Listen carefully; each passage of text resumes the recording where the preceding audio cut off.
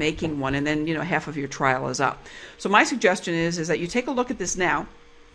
Don't register yet. Don't register for your trial if you don't have GoToWebinar, but work with your worksheets and get this information in. You want to, you have a total of 2,048 maximum characters in this description box.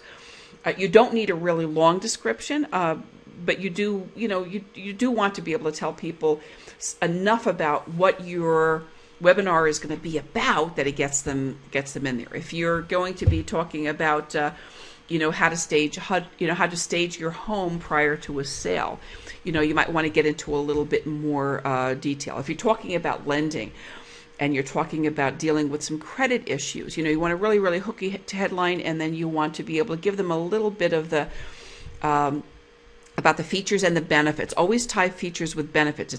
It's about what people are really looking to accomplish, what they want to achieve. At the end of the day, what are they going to get out of whatever it is you're sharing with them? So don't make it about the tool. Don't make it about the information. Make it about the benefit that your attendee will receive at the end of the day, when that after the webinar is finished. What will they go home with?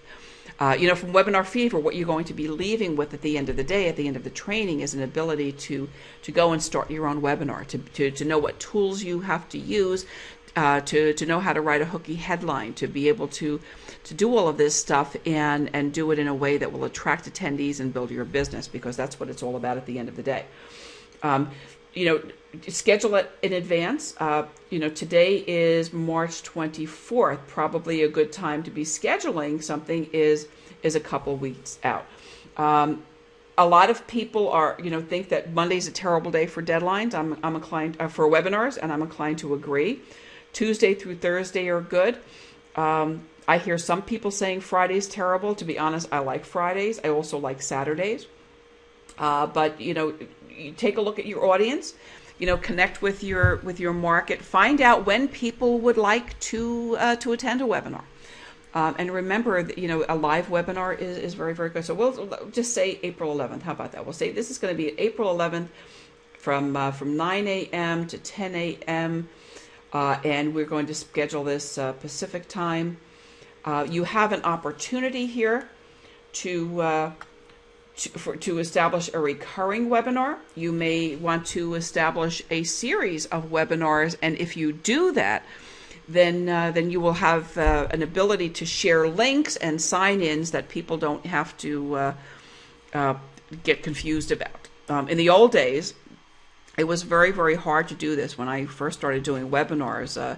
When we first started doing No Blogger Left Behind, it was, part of the nightmare about doing webinars in those days was that you couldn't schedule in the early parts of No Blogger Left Behind, you couldn't schedule the recurring webinars.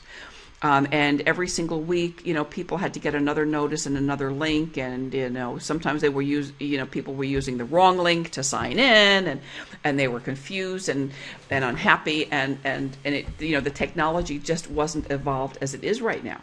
So if you are scheduling a weekly webinar, let's say, which I'm going to be doing for No Blogger Left Behind very shortly, I'll have a weekly webinar for the people in the class. You'll be able to use the same link every single time. You may want to do that daily, weekly, monthly, whatever, and use that. Again, there's some real good training about that. You have an ability to edit the audio conference options, and again, there are different possibilities. So what I do, and I stay with the default settings here, I let people make their own choice. They can use the VoIP, which is listening at your computer using the microphones and speakers attached to your computer, or a long distance number. So each webinar at GoToWebinar is assigned its own telephone number. Or you can use your own conference call service if you like, and do that as well. So you have all those options. Just so that you know, the most reliable way of listening to a webinar and hearing a webinar is with the telephone. So you can use that. You can disable the VoIP. A lot of people don't have real good connections or may not have